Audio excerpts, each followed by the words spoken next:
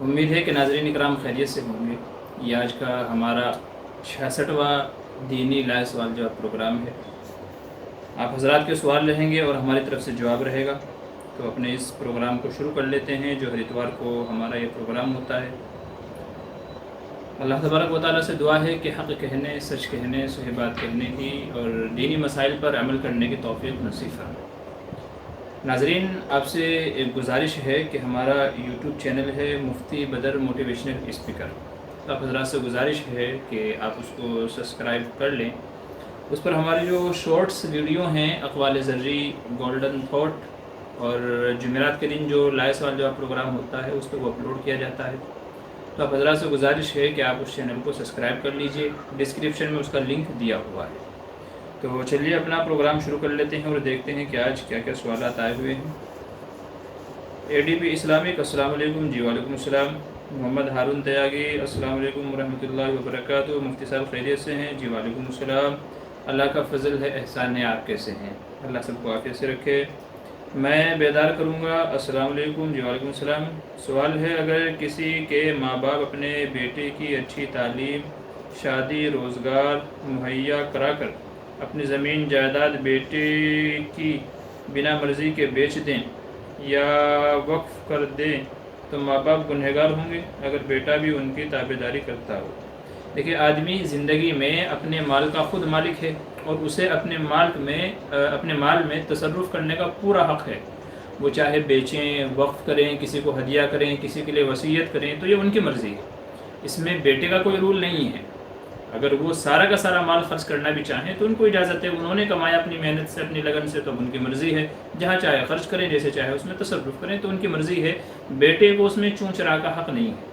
لیکن سرکار دو عالم صلی اللہ علیہ وسلم نے اس سے منع فرمایا کہ آدمی دنیا سے اس حال میں جائے کہ وہ اپنے وارثین کو بھیک مانگتا ہوا چھوڑ کر کے جائے، وہ دوسرے کے سامنے ہاتھ پھیلائیں، دوسرے کے سامنے سوال کریں۔ تو سرکار دو عالم صلی اللہ علیہ وسلم نے ارشاد فرمایا کہ آدمی دنیا سے اس حال میں نہ جائے کہ اس کے پیچھے جو اس کے وارثین ہیں وہ لوگوں سے مانگتے پھریں، سوال کرتے پھریں۔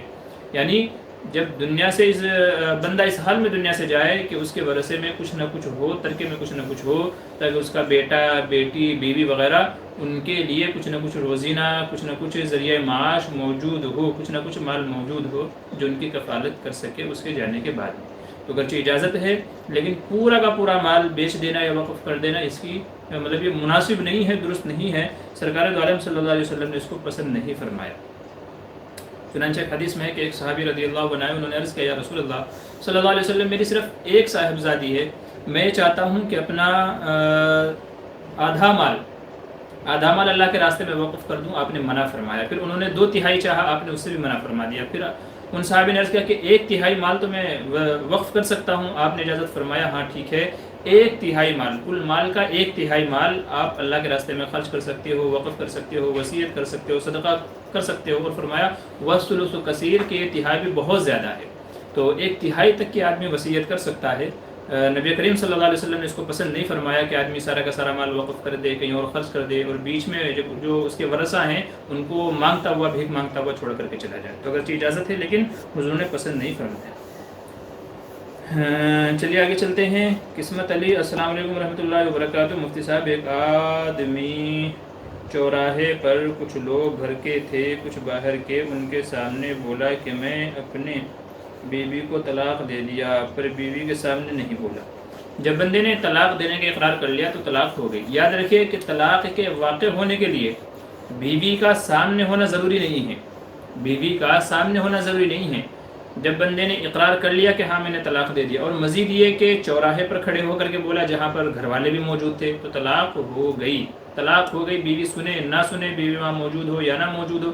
یہاں تک کہ علماء نے لکھا ہے کہ اگر کوئی بندہ تنہائی میں، جہاں اس کے اور اللہ کے سوا کوئی اور سننے والا نہیں ہے، ایسی جگہ پر بندہ بول دے میں نے اپنی بیوی کو طلاق دے دی، کوئی بھی نہیں ہے اس کے سوا اور اللہ کے سوا، تب بھی طلاق ہو جاتی ہے۔ ایسے بندے کو چاہیے بیوی کو جا کر کے بولے کہ میں نے تمہیں طلاق دے دی ہے، اپنی عدت گزارنا شروع کر دو۔ یہاں تو گواہ موجود ہیں، تو بدرجہ اولا طلاق ہو جائے گی۔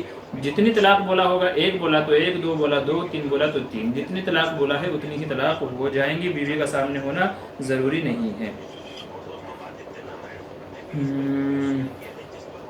آگے لکھیں، بیوی گھر نہیں چھوڑنا چاہتی ہے۔ دیکھیے اس سے کوئی فرق نہیں پڑے گا، بیوی چھوڑنا چاہتی ہے یا نہیں چھوڑنا چاہتی ہے۔ جب شوہر نے طلاق دے دی ہے تو عدت گزارنے کے بعد میں، عدت تو وہیں گزارے گی لیکن عدت گزارنے کے بعد میں یا تو وہ کسی دوسرے سے شادی کرے یا اپنے باپ کے گھر جائے یا بھائی کے گھر جائے، مطلب کوئی بھی عورت اپنا انتظام کرے، وہ اس کی مرضی ہے۔ حالانکہ اس چیز کو بھی پسند نہیں کیا گیا ہے علماء نے کہ بندہ بیوی کو طلاق دے کر کے بے سہارا چھوڑ دے، ظاہر ہے وہ اب کہاں جائے گی۔ تو ایسے مردوں کو تنبیہ کرنی چاہیے، ایسے مردوں کو کوڑے مارنے چاہیے جو بیویوں سے اس طرح کھلواڑ کرتے ہیں۔ ظاہر ہے وہ بیچاری کہاں جائے گی، بھائی کے پاس جائے گی وہ بوجھ سمجھے گا، ماں باپ کے پاس جائے گی وہ جیتے جی مر جائیں گے۔ تو اب ایسے میں ایسے بندے کو کوڑے مارنے چاہیے کہ اگر تیرے کو عقل نہیں تھی، رکھنا نہیں تھا تو شادی کیوں کی، جب ذمہ داریاں نہیں اٹھا سکتا تھا، سمجھ نہیں تھی تو شادی کیوں کی۔ تو اس لیے یہ مناسب نہیں ہے، لیکن جب طلاق دے دی ہے تو نکاح ختم ہو گیا ہے۔ اب اسی گھر میں چونکہ طلاق کے بعد عدت مکمل ہونے کے بعد وہ غیر محرم ہو جائیں گے ایک دوسرے کے لیے، تو اب ان دو غیر محرموں کا ایک گھر میں رہنا یہ جائز نہیں ہوگا بلکہ حرام کہلائے گا۔ تب عورت اپنا کوئی دوسرا انتظام کرے، دوسری جگہ شادی کرے، ماں باپ کے گھر جائے، بھائی کے گھر جائے، کہیں بھی جائے۔ محمد خلیل خان السلام علیکم۔ جی وعلیکم السلام۔ کیا عصر کی نماز کے بعد شکرانے کی نماز پڑھ سکتے ہیں؟ نفل نماز پڑھنا منع ہے، قضا نماز پڑھ سکتے ہیں۔ تو نفل نماز کوئی بھی ہو، چاہے شکرانے کی ہو چاہے کوئی بھی ہو، نفل نماز پڑھنا منع ہے۔ کیا عشاء کے فرض کے بعد ہی نماز تہجد کا وقت شروع ہوتا ہے؟ جی ہاں، عشاء کی نماز کے بعد ہی تہجد کا وقت شروع ہوتا ہے، عشاء سے پہلے تہجد پڑھنا درست نہیں ہے۔ خلیل خان کہہ رہے ہیں ریڈ بل پینا کیسا ہے؟ بھائی اس پہ 2 ویڈیو اپلوڈ کر رکھی ہیں میں نے، ان کو دیکھ لیجئے گا ذرا، ٹھیک ہے۔ خلیل خان کہہ رہے ہیں غیر مسلم کے یہاں کھانا کھانا کیسا ہے؟ اگر پتہ ہے کہ اس کا حلال کاروبار ہے، حلال کمائی ہے، کھانا پاک صاف ہے، برتن پاک صاف ہے، تو پھر کھایا پیا جا سکتا ہے۔ اگرچہ ایک مسلم کی طبیعت کبھی اس چیز کو نہیں چاہے گی کہ وہ کسی غیر کے یہاں کھانا کھائے، لیکن اگر اطمینان ہے، وہ بندہ اس کا کاروبار حلال ہے، برتن بھی پاک صاف رہتا ہے، ایسا نہیں کہ انہیں برتنوں میں شراب پیتا ہے اور انہیں برتنوں میں کسی کو کھانا کھلاتا ہے، تو اگر صاف صفائی کا پاکی کا یقین ہے تو کھایا جا سکتا ہے۔ محمد اسحاق احمد آپ کا نمبر ملا ہی نہیں مفتی صاحب، بھائی میں نے کہا تھا ایک ہمارے جوائن بٹن پہ کلک کیجئے، اس میں بمپر آفر ہے، وہاں آپ کو مل جائے گا، ٹھیک ہے، بمپر آفر میں آپ کو مل جائے گا، وہاں پر پلان خرید لیجئے۔ علی اکبر کہہ رہے ہیں مفتی صاحب ایک عام آدمی کو کیسے پتہ چلے گا کہ ہم جو حدیث پڑھے اس کا مطلب کچھ اور ہے؟ اس کو چاہیے کہ معتبر علماء دین سے پتہ کرے جی ہم نے یہ حدیث سنی ہے اس کا مطلب کیا ہے، یا تو اگر خود اردو پڑھنا لکھنا جانتا ہے یا عربی لکھنا پڑھنا جانتا ہے تو خود شراح حدیث نے حدیثوں کا مطلب بیان کیے ہیں، حدیث کی کتابوں کی تشریحات کی ہیں، بے شمار احادیث کی ہے، ملا علی قاری رحمۃ اللہ علیہ کی ہے، حافظ ابن حجر العسقلانی رحمۃ اللہ علیہ کی ہے، اور عصر حاضر میں کہہ لیجیے مفتی سید احمد صاحب پالنپوری کی ہے، شیخ الحدیث مولانا محمد عاقل صاحب کی ہے، بے شمار لوگوں نے احادیث کی تشریح کے سلسلے میں کتابیں لکھی ہیں، تو آپ ان کا مطالعہ کیجئے، ان کے اندر وہ حدیث ہے تو دیکھیے کہ اس سلسلے میں اس کا کیا مطلب بیان کیا ہے ان علماء نے، اور اگر آپ کو پڑھنا نہیں آتا ہے تو کسی معتبر عالم دین کو فون لگا کر کے پوچھیں جی میں نے یہ حدیث سنی تھی اس کا کیا مطلب ہے، تو انشاءاللہ وہ آپ کو بتا دیں گے۔ فرحت پروین السلام علیکم۔ وعلیکم السلام جی، کیا مسلم اگر بغیر عقیدے کے ہندو گوڈ کا نام لے لے تو کیا کفر ہوگا؟ جیسے ہندو بھگوان بغیر عقیدے کے نام منہ سے نکال دے تو کیا کفر لگ جائے گا، نکاح ٹوٹ جائے گا؟ پلیز رہنمائی کریں۔ ضرورت ہی کیا ہے، سوال یہ ہے منہ سے بغیر کسی ارادے کے نکالنے کی ضرورت ہی کیا ہے؟ اگر دل کے اندر کفر کا عقیدہ نہیں تھا یا ان کے دیوی دیوتاؤں کو جس کی آپ بات کر رہے ہیں اس کے صحیح اور برحق ہونے کا یقین نہیں تھا، آدمی مسلمان ہی تھا، بس ایسی زبان سے نکال دیا یا نکل گیا، تب کفر کا حکم نہیں ہوگا، لیکن ان چیزوں سے بچنا چاہیے۔ مبادہ شیطان پتہ نہیں کب دل کی حالت بدل دے اور دل کی کیفیت بدل دے اور کب بندے کا ایمان خطرے میں آ جائے، تو اس لیے یہ عمل نہیں کرنا چاہیے۔ خام خواہ بس ایسے ہی پھوگٹ میں کبھی اگر ایمان ہاتھ سے نکل گیا تو آپ کیا کریں گے؟ ایسے ہی بس لوگوں کو پتہ نہیں کیا چڑھی ہوئی ہوتی ہے، پتہ نہیں لوگ کیا سوچ کے اس طرح کی الٹی سیدھی حرکتیں کرنے لگتے ہیں۔ اللہ کے بندو، اللہ نے ایمان سے نوازا ہے، ایمان کی دولت سے نوازا ہے، اتنی بڑی قیمتی نعمت ہے، ہمارے پاس دولت ہے، تو کہیں کو ادھر جانے کے ادھر بھٹکنے کا، تو کیا ضرورت ہے اس چیز کی کہ زبان سے نکال دیا بس ایسے ہی کیا کچھ کیا بولوں ابھی اس کے اوپر۔ بہرحال مسئلہ یہ ہے کہ اگر دل ایمان کے اوپر تھا، مطمئن تھا، دل سے نہیں بولا ہے، بس ایسے ہی زبان سے نکال دیا ہے، تو اگرچہ بولنا نہیں چاہیے تھا، لیکن کفر کا حکم بہرحال نہیں لگے گا۔ ایسے بندے کو چاہیے کہ اس عمل پر اللہ سے توبہ و استغفار کرے اور آئندہ کبھی نہ کرنے کا پختہ عہد کرے اور عزم مصمم کرے۔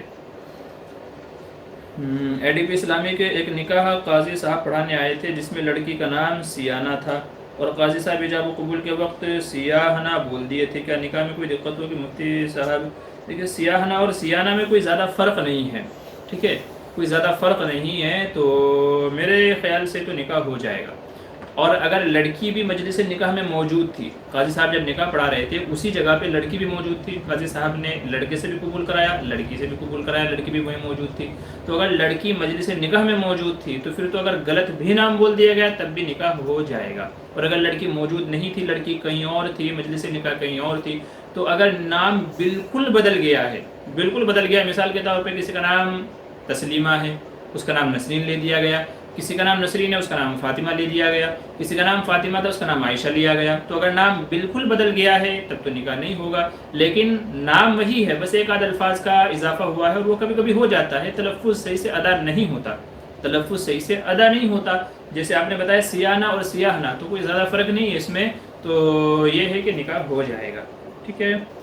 آگے چلیے، نعت چینل، السلام علیکم حضرت مفتی صاحب دامت برکاتہم العالیہ، آپ کی ایج میں اللہ برکت عطا فرمائے، جی شکریہ، جزاک اللہ، آپ کی زندگی میں برکت عطا فرمائے، میں مفتی منیر اخن کیا مرید دیکھ رہا ہوں، بہت خوشی، اچھا جی شکریہ، اللہ آپ کی تمام دعا کو قبول فرمائے، اللہ آپ کی جان مال میں عمر میں برکت عطا فرمائے، جی بہت بہت شکریہ، جزاک اللہ، جو ہے اللہ آپ کے دین و دنیا کے تمام مسائل کو آسان فرمائے اور حل فرمائے۔ آگے چلیے، فیصل عثمانی ہے، مسئلہ یہ ہے کہ اگر اقامت کو ایک سانس یا دو سانس میں پڑھے تو کیا اقامت صحیح ہو جائے گی؟ جی ہاں، اقامت صحیح ہو جائے گی، آپ اقامت کو ایک سانس میں پڑھے یا دو سانس میں پڑھے، بہتر تو یہ ہے کہ جو الفاظ ہیں ان کو ایک سانس میں کہیں، جیسے اللہ اکبر اللہ اکبر اللہ اکبر اللہ اکبر، اشہد ان لا الہ الا اللہ اشہد ان لا الہ الا اللہ، تو یہ دو کلمے ایک سانس میں کہے، اور اگر کوئی اللہ اکبر اگر ایک سانس میں کہے گا تو بھی چل جائے گا، اور اگر کوئی بندہ پوری ہی اقامت اللہ اکبر اشہد ان لا الہ الا اللہ اشہد ان لا الہ الا اللہ اشہد ان، تو اگر اس طریقے سے کہے گا تو اقامت تو ہو جائے گی، لیکن جلدی کی صورت میں تلفظ صحیح سے ادا نہیں ہوں گے تو اس سے بچنا چاہیے، جب تلفظ اگر صحیح سے ادا نہیں ہو رہے ہیں تو پھر بچنا چاہیے، پھر یہ مکروہ ہے، تو بہرحال اگر الفاظ کی صحیح سے ادائیگی ہوتی ہے تو وہ چاہے ایک سانس میں بولے، دو سانس میں بولے، جیسے مرضی بولے، اقامت ادا ہو جائے گی۔ نعت چینل، حضرت مفتی صاحب سنت کا انکار سے کوئی کافر ہوتا ہے یا نہیں؟ سنت کے منکر کے اوپر کفر کا حکم نہیں لگے گا، سنت کے منکر کے اوپر کفر کا حکم نہیں لگے گا جہاں تک مجھے یاد پڑتا ہے۔ نعت چینل کہہ رہے ہیں آج مفتی منیر صاحب کا بھی لائیو پروگرام ہوتا ہے، اپنا خواب بتا سکتے ہیں حضرت کو؟ اچھا، مفتی جن کا آپ نے نام لیا ہے مفتی منیر صاحب کا، مجھے علم نہیں ہے، ماشاءاللہ ہمارا پروگرام تو کئی سالوں سے چل رہا ہے، تو ہم سال ہی کہیں گے، کئی سالوں سے ماشاءاللہ ہمارا پروگرام یہ چل رہا ہے، عموماً سنڈے کے دن ہوتا ہے اور اتوار کے عشاء کے بعد میں ہوتا ہے، ٹھیک ہے، تو مجھے تو زیادہ خواب کی تعبیر آتی نہیں ہے، اگر حضرت کو آتی ہوگی تو آپ لوگ چاہیں تو جن کو خواب کی تعبیر پوچھنی ہو تو ان سے رابطہ کر لیجیے گا۔ آگے چلیے، میں بیدار کروں گا، کہہ رہے ہیں مسئلہ ایک، شوہر اگر اپنی اہلیہ سے تعلقات ختم کر دے لیکن طلاق نہیں دے تو کتنے دن بعد اہلیہ بنا طلاق دوسری جگہ نکاح کر سکتی ہے؟ یعنی شوہر طلاق دینے کے لیے بھی تیار نہیں ہے، لیکن جب تک کہ شوہر طلاق نہیں دے گا یا عورت خلا نہیں دے گی تب تک کہ طلاق نہیں ہوگی، بھلے ہی علیحدہ رہتے رہتے بول چال بند ہے، تعلقات ختم ہے، میاں بیوی والا رشتہ ختم ہے، تو ان سب کے باوجود جب تک کہ شوہر طلاق نہیں دے گا یا عورت خلا نہیں لے لیتی تب تک کہ طلاق نہیں ہوگی، بھلے ہی 10 سال گزر جائیں، بھلے ہی 20 سال گزر جائیں۔ بعض لوگ جو یوں سوچتے ہیں کہ 4 مہینے جانے سے اور یا تو 1 سال گزرنے سے، 2 سال گزرنے سے، 3 سال گزرنے سے طلاق ہو جاتی ہے، یاد رکھیے وہ غلطی کے اوپر ہے۔ شرعی مسئلہ یہ ہے کہ جب تک کہ شوہر طلاق نہ دے دے تب تک کہ طلاق نہیں ہوگی، بھلے ہی میاں بیوی کو علیحدہ رہتے ہوئے، الگ رہتے ہوئے، تعلقات ختم کیے ہوئے 10 سال کو نہ گزر جائیں تب تک کہ طلاق نہیں ہوگی۔ مسئلہ نمبر 2، اگر شوہر اچانک لاپتہ ہو جائے اور بہت تلاش کے بعد بھی کوئی پتہ نہ چلے تو بیوی کتنے دن بعد نکاح کر سکتی ہے؟ اگر دوسرے نکاح کے بعد شوہر اچانک واپس آ جائے تو بیوی پر کس کا حق ہے؟ جی آپ نے تھوڑا کریٹیکل مسئلہ پوچھا ہے۔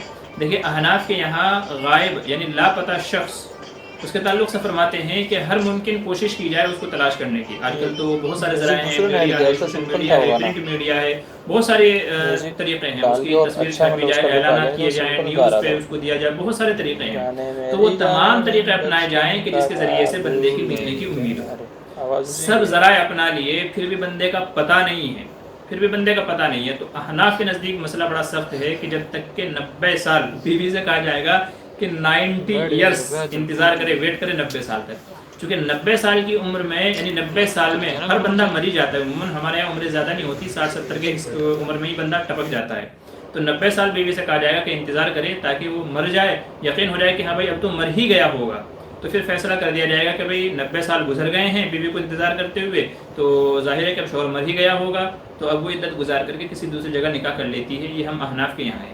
لیکن اگر 90 سال انتظار کرنے کو جو کہا جائے گا تو ہو سکتا ہے کہ بیوی ہی مر جائے اس درمیان میں. نیز 90 سال تک اس کا خرچہ کون اٹھائے گا، نفقہ اس کا وغیرہ کون اٹھائے گا، تو بڑا مسئلہ ٹیڑھا ہو جاتا ہے. تو اس لیے متأخرین فقہا نے امام شافعی رحمۃ اللہ علیہ کے مسلک پر اس مسئلے میں فتویٰ دیا ہے، اور ان کے یہاں یہ ہے کہ اپنا مسئلہ ایسی عورت شرعی پنچایت کے پاس لے کر کے جائے، جو شرعی عدالت ہے، شرعی پنچایت کے پاس لے کر کے جائے کہ میرا شوہر لاپتہ ہے، بہت تلاش کیا نہیں ملا، ہر جگہ تلاش کیا لیکن پھر بھی نہیں ملا. اب مجھے ضرورت ہے، میرا خرچہ اٹھانے والا کوئی نہیں ہے، نان نفقہ دینے والا کوئی نہیں ہے، دیکھ بھال کرنے والا کوئی نہیں ہے، تو میں دوسری جگہ نکاح کرنا چاہتی ہوں، میرا نکاح فسخ کر دیجئے، نکاح ختم کر دیجئے. اب شرعی پنچایت خود بھی اس بندے کو ڈھونڈنے کی کوشش کرے گی، 2 دن لگے، 4 دن لگے، 6 مہینہ لگے، 1 سال لگے، جتنا بھی وقت لگے، تو شرعی پنچایت خود بھی اسے ڈھونڈنے کی کوشش کرے گی.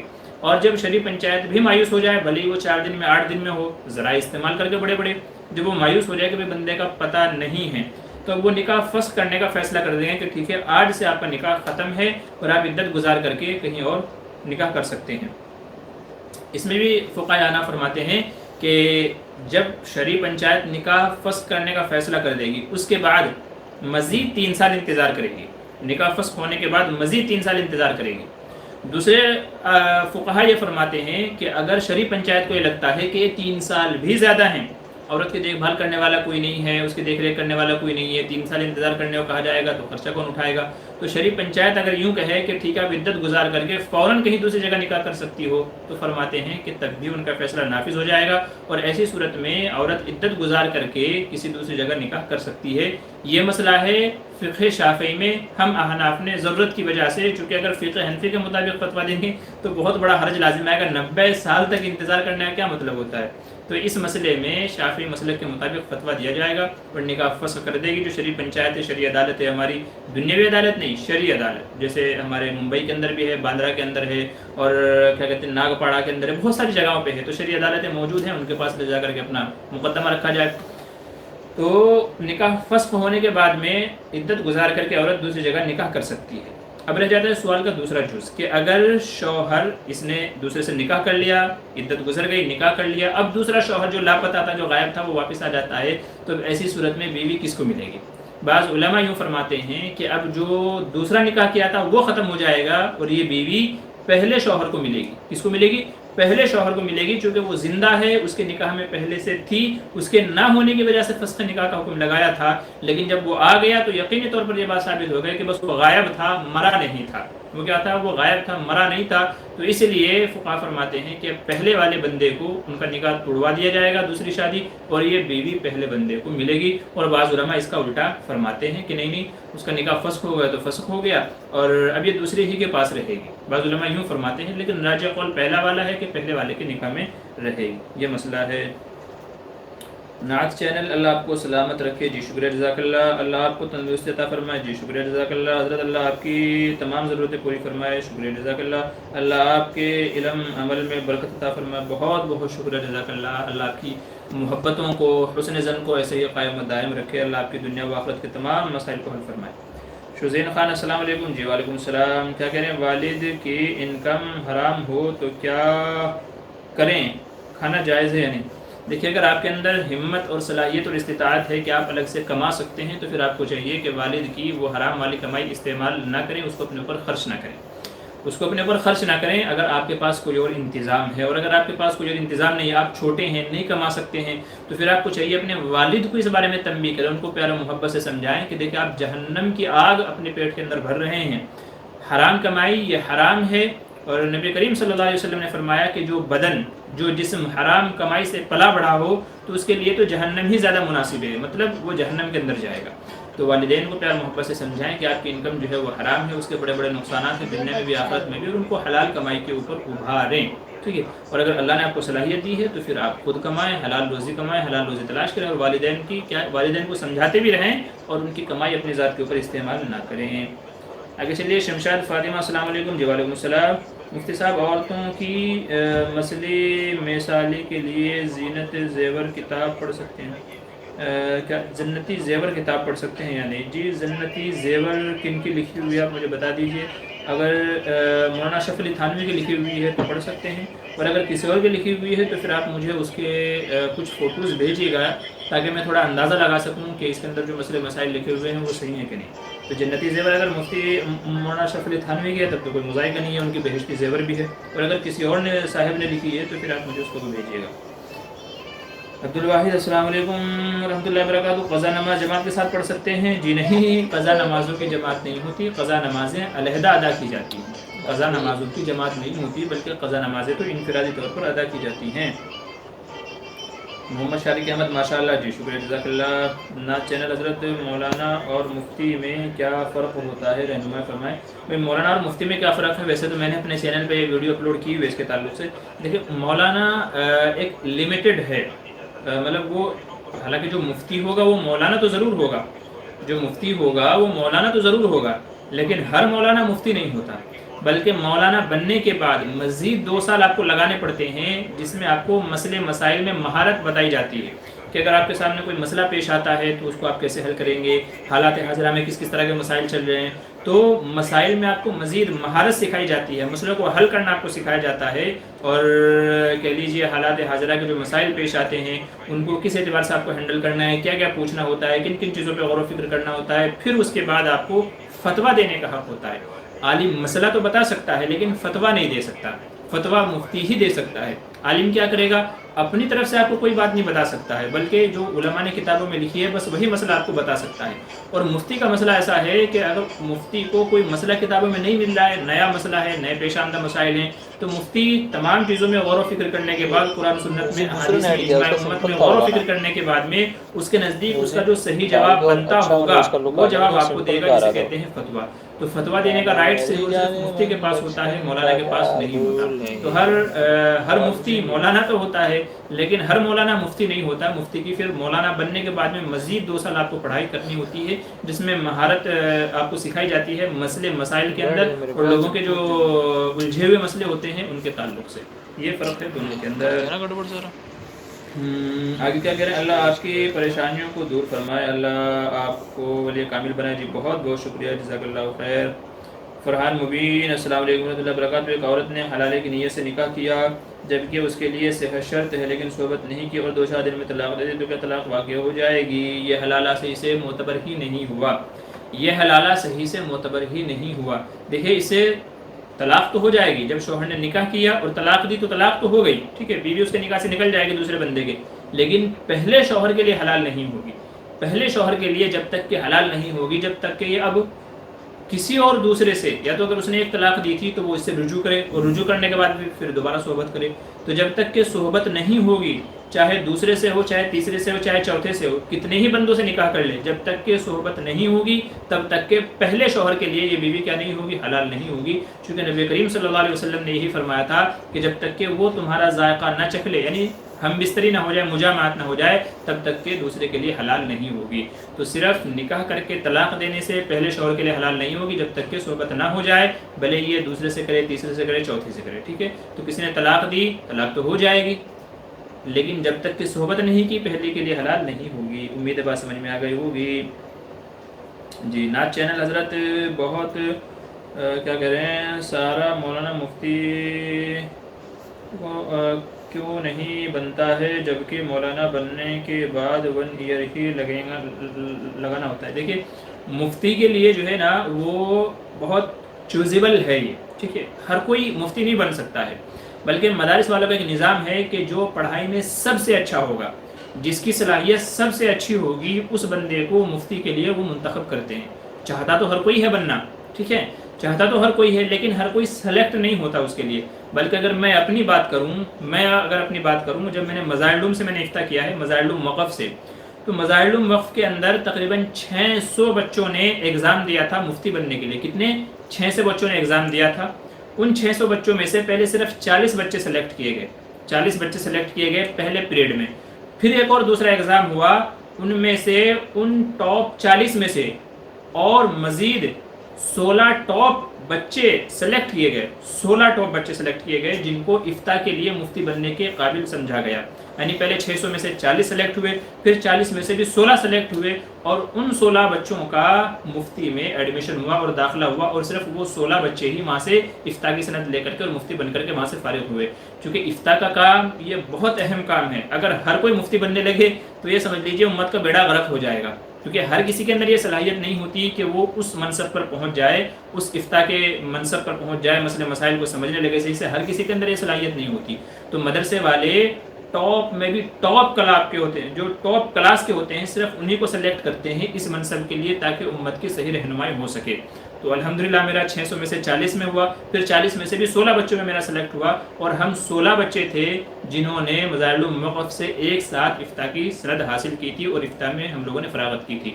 تو ہر مدرسے والوں کا یہی نظام ہے جہاں جہاں بھی افتاء ہے کہ وہ بہت لمیٹڈ بچوں کو لیتے ہیں، زیادہ بچوں کو نہیں لیتے. دارالعلوم کے اندر بھی شاید 40-50 سے اتنے کچھ بچے لیتے ہیں، زیادہ بچے وہاں بھی نہیں لیتے ہیں. تو ہر مدرسے میں 10 15 20 یہ تعداد ہوتی ہے. جو چھوٹے مدارس ہیں، جو بڑے مدارس ہیں ان میں 50 اور 60-70 کے آس پاس ہوتی ہوگی. تو وہ صرف اسی لیے ہوتی ہے کہ ٹاپ صلاحیت کے بچے وہ لوگ لیتے ہیں تاکہ وہ صحیح سے امت کی رہبری کر سکے اور رہنمائی کر سکیں. یہ وجہ ہے، ہر کوئی مفتی نہیں بن سکتا ہے. امید ہے بات سمجھ میں آ گئی ہوگی. آگے چلیے. فرحت پروین مفتی صاحب، جیسے ہمارے انڈیا میں بہت سے لوگوں کا نام بھگوان کے نام پر ہوتا ہے، غیر مسلموں کا، اور ایک ہی کالونی میں رہتے ہیں اگل بغل، تو کیا نام لے لیں؟ اس طرح نام لینا کیسا ہے؟ دیکھیے، اگر ضرورت پڑے تو اس نام سے اس کو پکارا جا سکتا ہے. ٹھیک ہے، اگر ضرورت پڑے تو اس نام سے اس کو پکارا جا سکتا ہے، کیونکہ یہاں آپ کا مقصد ایک شخص کو مخاطب کرنا ہے، کسی کو بلانا ہے، کسی کو پکارنا ہے، یا اپنی طرف متوجہ کرنا ہے. اس میں بھی جبکہ بہتر اور تقوی کا معیار یہ ہے کہ آپ اس کو بھائی ذرا سنیے، بھائی، دوست، میرے پیارے، محترم، جناب، اجی، اس طرح کے الفاظ استعمال کریں. بہتر ہے کہ نام تب بھی نہ لیں اس کا، بلکہ یہ اس طرح کے جو میں نے کچھ الفاظ آپ کو بتائے ہیں، اس طرح کے الفاظ سے اس کو مخاطب کرنا چاہیے تاکہ اپنا کام بھی ہو جائے اور ہم گناہ سے بھی بچ جائیں. آگے چلیے. اختر انصاری، کھانے کے پانی نہیں پینا سنت ہے کیا؟ کھانے کے بعد پانی نہیں پینا سنت؟ دیکھیے، ایسا تو نہیں ہے کہ کھانے کے بعد پانی نہ پینا سنت ہو، بلکہ سرکار دو عالم صلی اللہ علیہ وسلم کا معمول یہ تھا کہ اگر آپ کو کھانے سے پہلے ضرورت ہوتی تو کھانے سے پہلے پی لیتے، کھانے کے بیچ میں ضرورت ہوتی تو کھانے کے بیچ میں پی لیتے، کھانے کے بعد میں ضرورت پڑتی تو کھانے کے بعد میں پی لیتے. لیکن عموماً آپ کا معمول یہ تھا کہ آپ کھانے کے بعد میں پانی نہیں پیتے تھے. پانی نہیں پیتے تھے، بعض روایت سے ثابت بھی ہے، لیکن عموماً نہیں پیتے تھے. تو سنت کہنا تو غلط ہے کہ پانی نہیں پیتے تھے یا پانی نہ پینا سنت ہے، یہ کہنا تو غلط ہے. البتہ یہ ہے جیسا کہ بعض ڈاکٹر حضرات بھی کہتے ہیں کہ کھانا کھانے کے بعد پانی نہیں پینا چاہیے، 20 منٹ آدھا گھنٹہ چھوڑ کر کے پھر پانی پینا چاہیے. چونکہ اگر آپ نے فوراً پانی پی لیا تو وہ کھانا صحیح سے ہضم نہیں ہوگا، وہ جسم کو نہیں لگے گا، اس سے طاقت نہیں بنے گی، بلکہ گندگی بن کر کے نکل جائے گا. کیونکہ پانی پیٹ میں جائے گا تو وہ پورے کو کیا کر دے گا، گھول کے اس کی گندگی بنا کر کے نکال دے گا. اور جب آپ پانی نہیں پئیں گے تو وہ کھانا اپنے جسم کو لگے گا، طاقت بنے گی، خون بنے گا. تو اس لیے ڈاکٹر لوگ بھی یہ کہتے ہیں کہ کھانے کے فوراً بعد پانی نہیں پینا چاہیے، لیکن سنت ہے یہ کہنا غلط ہوگا.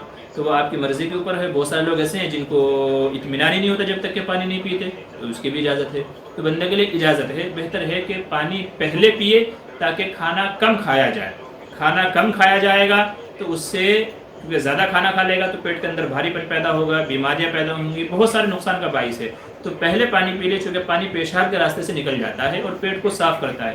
تو بہتر ہے کہ پہلے پانی پیے یا پھر کھانا کھانے کے بیچ میں پیے، یا تو پھر کھانا کھانے کے آدھا گھنٹے کے بعد کھائے. یہ بہتر طریقہ ہے جیسا کہ ڈاکٹر لوگ کہتے ہیں.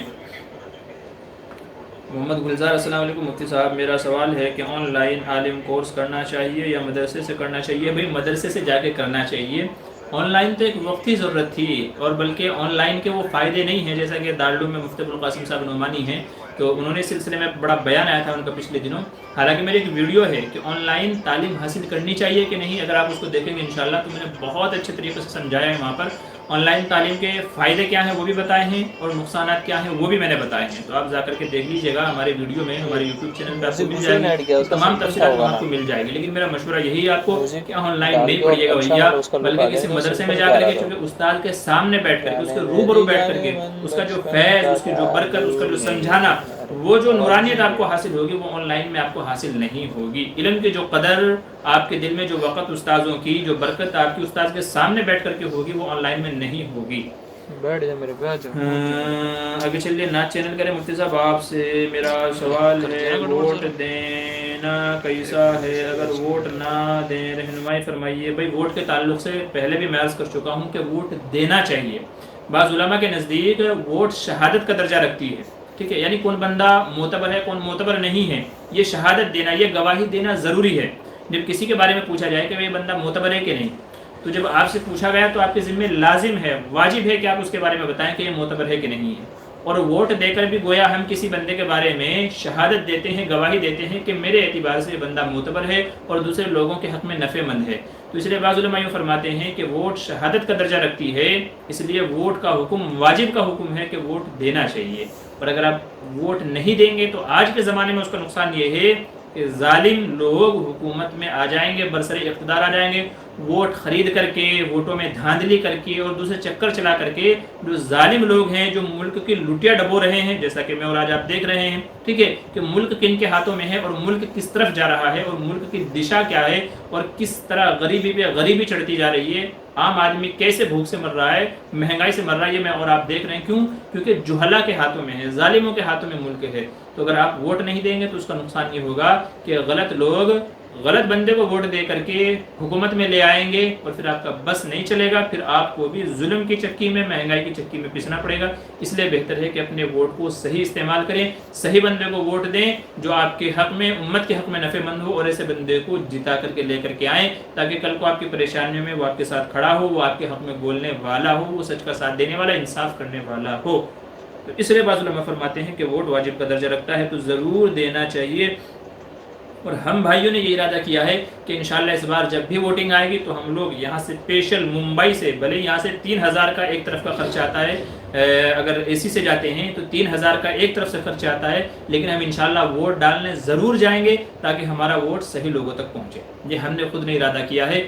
کیا ہے، پیسہ بعد میں کما لیں گے، لیکن اگر غلط بندہ جیت گیا تو یاد رکھیں آپ کو 5 سال تک اس کو بھگتنا پڑے گا اور 5 سال تک آپ کو مہنگائی میں، ظلم کی چکی میں پسنا پڑے گا. تو اس لیے بھلے ہی خرچہ ہو آپ کا 1 دن 2 دن 4 دن، یہ 4 دن اگر آپ نے صحیح استعمال کر لیے تو 5 سال تک آپ نہیں روئیں گے. اور اگر آپ نے آج پیسے کا منہ دیکھا، 4 دن کی قربانی نہیں دی آپ نے، تو پھر 5 سال تک آپ کو رونا پڑے گا.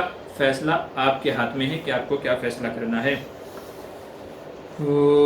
چلیے جی آگے چلیے. شمشاد فاطمہ، میری رشتے کے لیے دعا کریں پلیز، میری امی ابو بہت پریشان ہیں. جی پریشان ہونے کی کوئی ضرورت نہیں ہے، اللہ نے ہر ایک کا جوڑا لکھا ہے. وہ کہتے ہیں دیر آیت درست آیت، کہ جو دیر سے ملتا ہے وہ اچھا ملتا ہے. ٹھیک ہے، باقی میری ایک ویڈیو ہے کہ جلدی نکاح ہونے کا وظیفہ رشتہ، تو اس میں نے خاص وظیفہ بتایا ہے جو ہماری والدہ کا تجربہ ہے. ٹھیک ہے، میں نے اپنی والدہ سے پوچھا تھا کہ یہ ہمارے رشتے ہونے میں کیا برکت رہی ہے، تو ہماری والدہ نے بتایا تھا کہ یہ خاص وظیفہ میں پڑھا کرتی تھی، تو اس رشتے کی برکت سے اللہ نے تمہارے سب کی بیاہ شادی جلدی جلدی کر دی ہے اور سب کے بعافیت ہو گئے الحمدللہ. ہم کو کسی کو بھی پریشان نہیں ہونا پڑا، نہ بھائیوں کو نہ بہنوں کو. تو میری والدہ نے وہ مجھے وظیفہ بتایا تھا، وہ میں نے لوگوں کے فائدے کے لیے اپنے چینل پہ اپلوڈ کیا ہوا ہے. اگر آپ کو نہیں ملتا ہے تو آپ مجھے بعد میں میسج کیجیے گا، واٹس ایپ پہ، فیس بک وغیرہ پہ، انشاءاللہ میں آپ کو اس کا لنک بھیج دوں گا، تو آپ بھی وہ وظیفہ کیجیے. امید ہے کہ انشاءاللہ آپ کا بھی مسئلہ اس سے حل ہو جائے گا. باقی تو سب اللہ کے ہاتھ میں ہے، لیکن اللہ ذریعہ بناتا ہے تو پریشان ہونے کی ضرورت نہیں ہے. انشاءاللہ اللہ آپ کے بھی انتظامات فرما دے گا.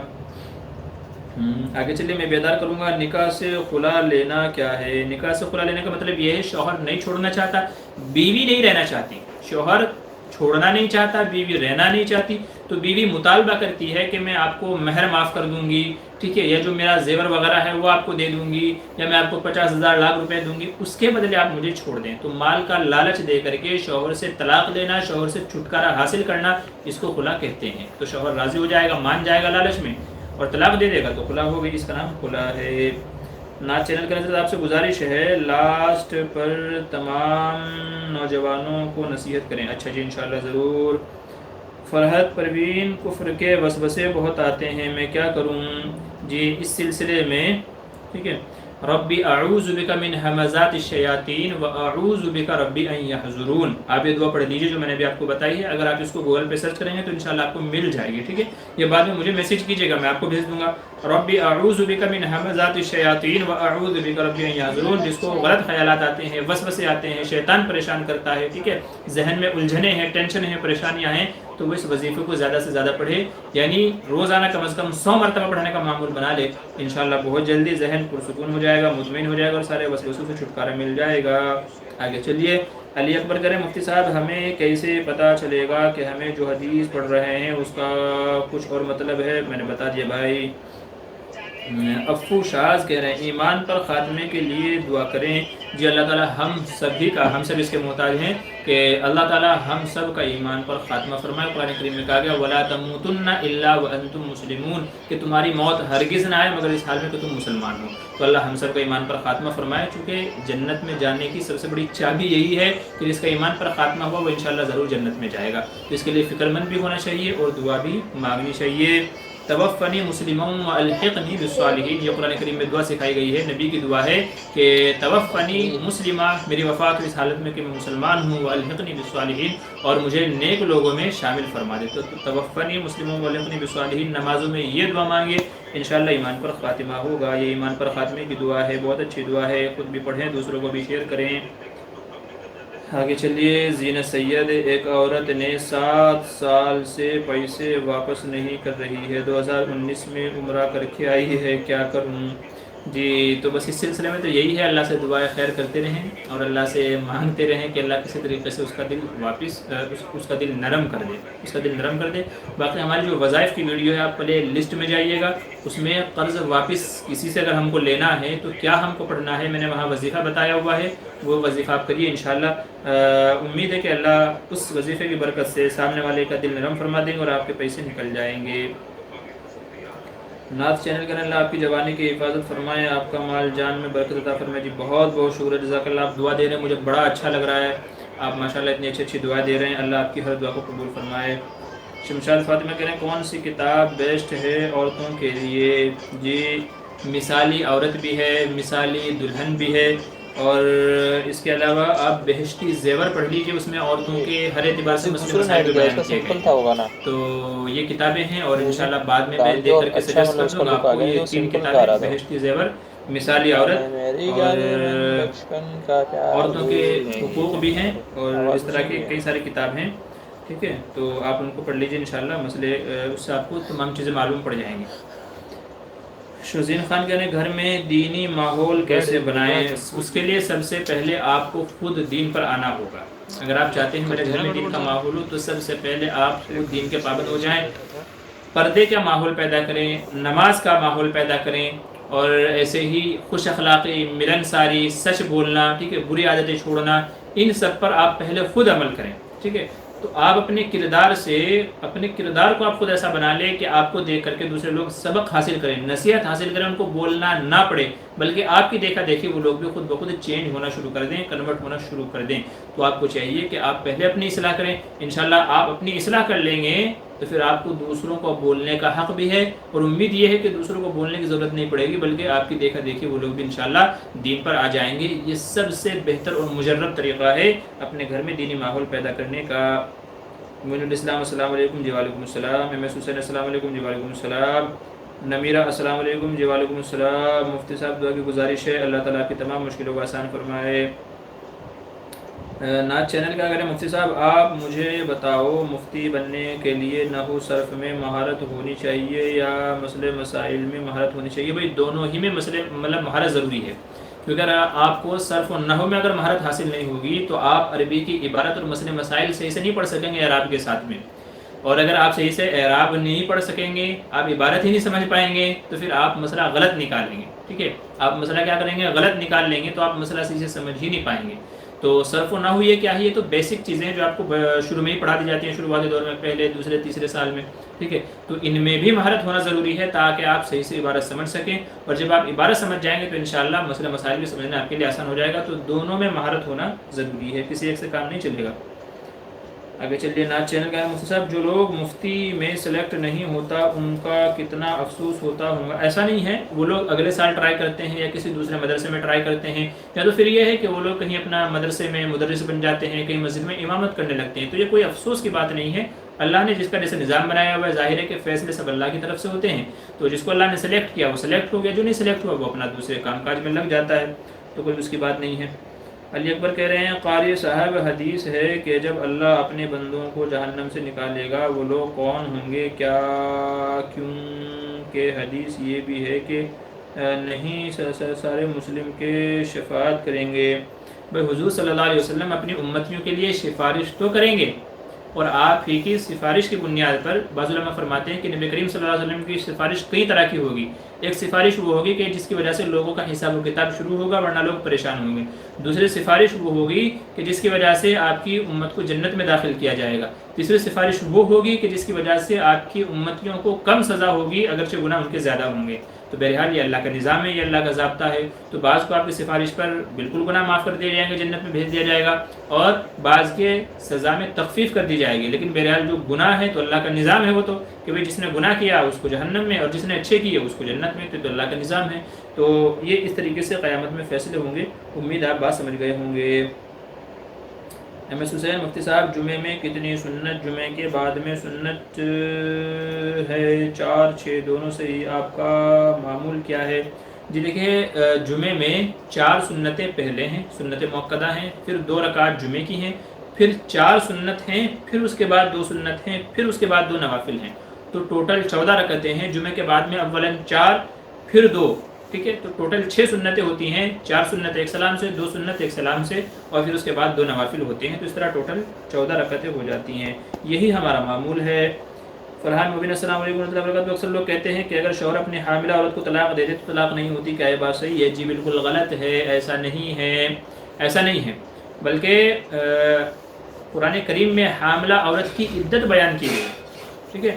اس کی عدت بیان کی گئی کہ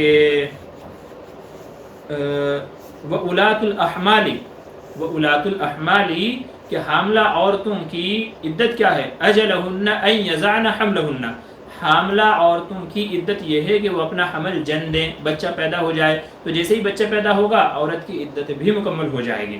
تو حاملہ عورتوں کی عدت، یہ جملہ ہمیں یہ بتا رہا ہے کہ حالت حمل میں بھی عورت کو طلاق دی جا سکتی ہے، اور اگر دے دی تو واقع ہو جائے گی۔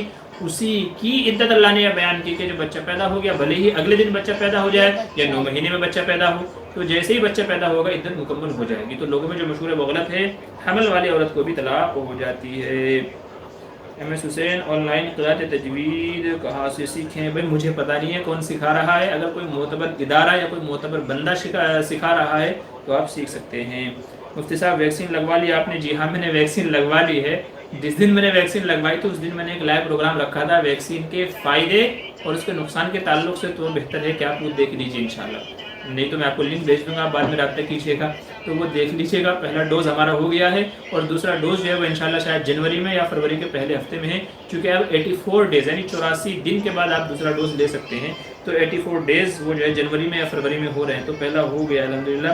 بخار آیا تھا ایک دن، بہت پریشان کیا، ایک دن بخار نے طبیعت سے توڑا ہے، میں نے سب کہیں سے چھٹی لے لی تھی، ایک دن ایسے ہی پڑا رہا، اللہ جزائے خیر دے، اہلیہ کو انہوں نے بڑی خدمت کی اس دوران میں، بلکہ رات بھر سوئی نہیں وہ میرے بخار کی وجہ سے۔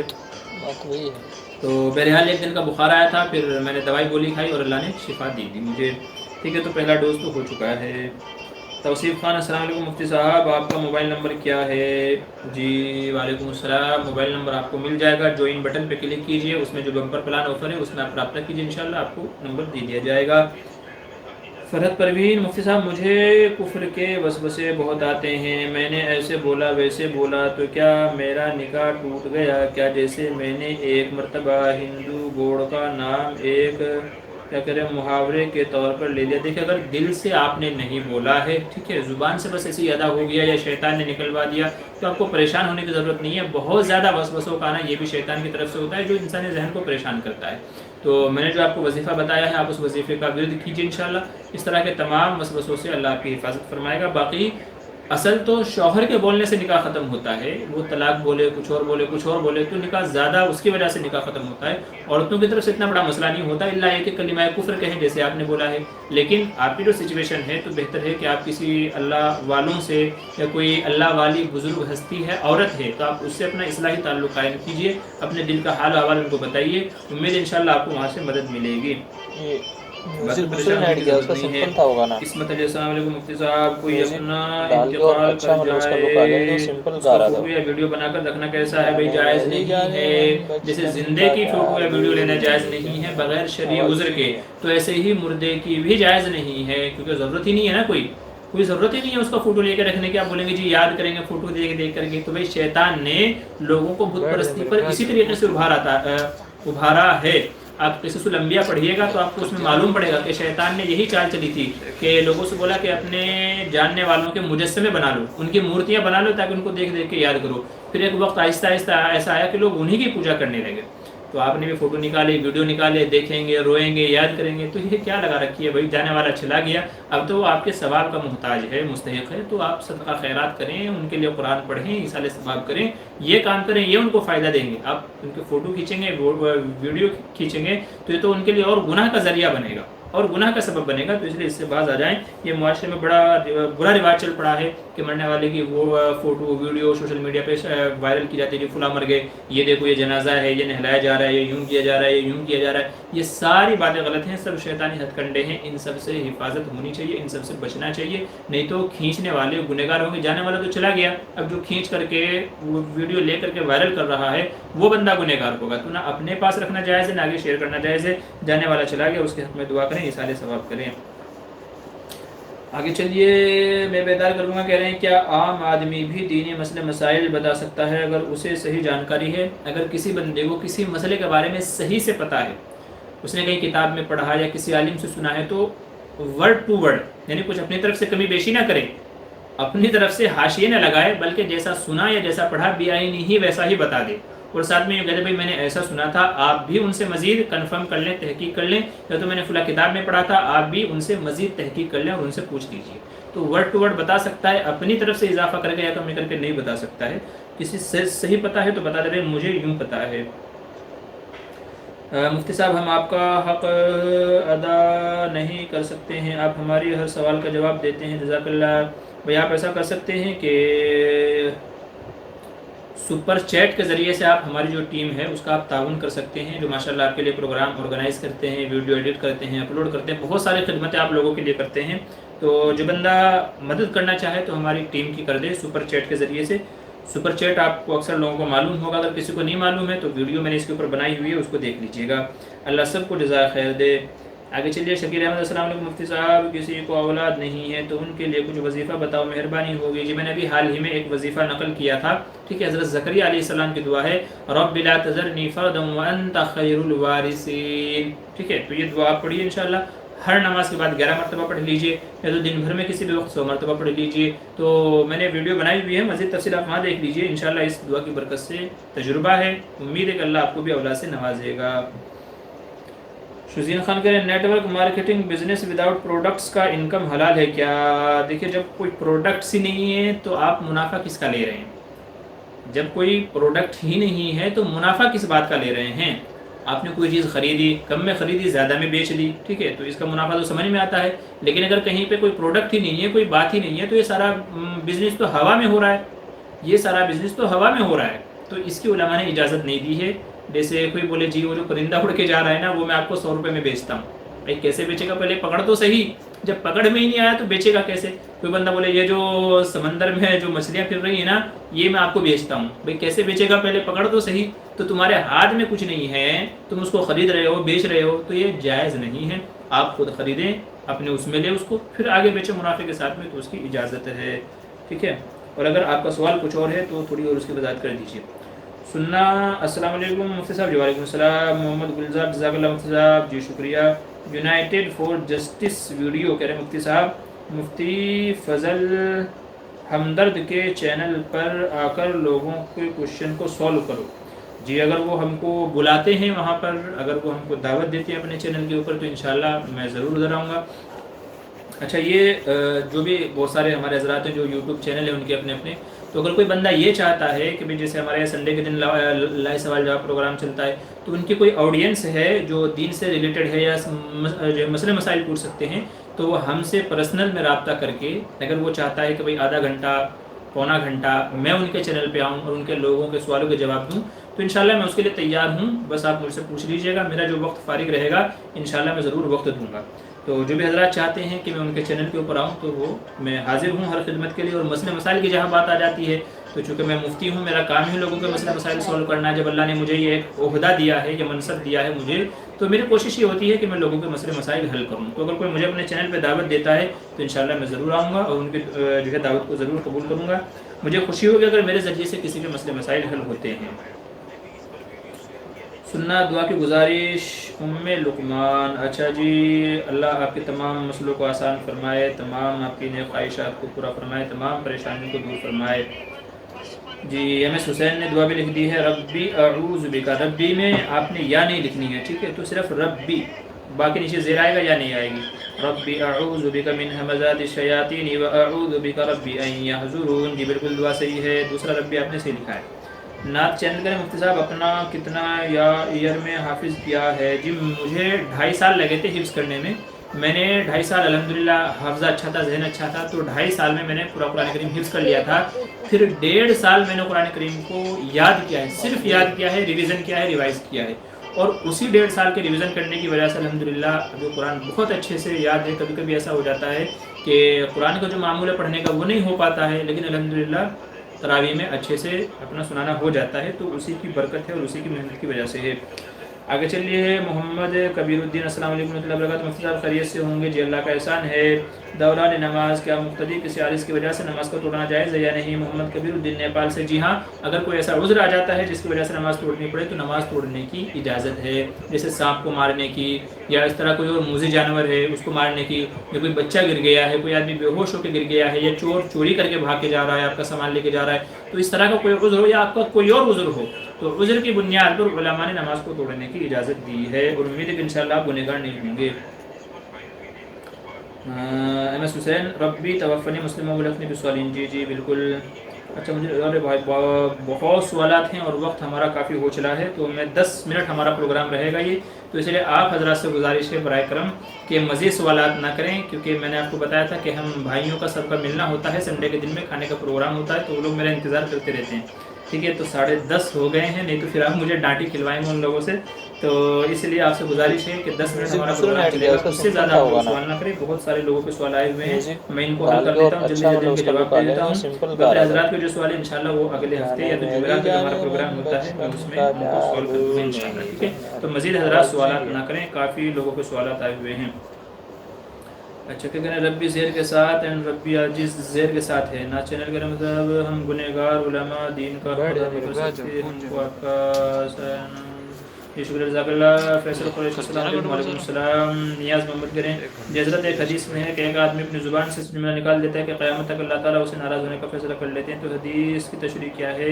जब एक आदमी से, जी भाई इंशाल्लाह ये जो आपने हदीस नकल की है मैं इसके ऊपर मुफस्सल एक वीडियो बनाऊंगा। फ़िलहाल तो मेरे जहन में नहीं है। आपने चूँकि आपने हदीस के अल्फाज नहीं लिखे हैं, उर्दू वाली हदीस लिखी है, तो मैं इसके अरबी अल्फाज तलाश करूँगा। चूँकि अरबी का कोई जुमला उसका माना कभी कुछ और होता है, कभी कुछ और होता है। तो कभी कभी ये होता है कि हम उसके कुछ और माना समझ रहे होते हैं, जबकि उसका मतलब कुछ और भी हो रहा होता है। तो इंशाल्लाह मैं अरबी की ये हदीस निकाल करके और इसकी पूरी तशरीह देख करके इंशाल्लाह तफसीलन इसके ऊपर एक वीडियो बनाऊँगा, अलग से वो अपलोड करूँगा, तो आप देख लीजिएगा। क़ारी अशफ़ाक़ अल हुसैनी कह रहे हैं अस्सलाम वालेकुम हज़रत, कुछ ऐसी किताबें बताएं जिनसे हम कुछ बयान कर सकें ज़रूरत के मुताबिक।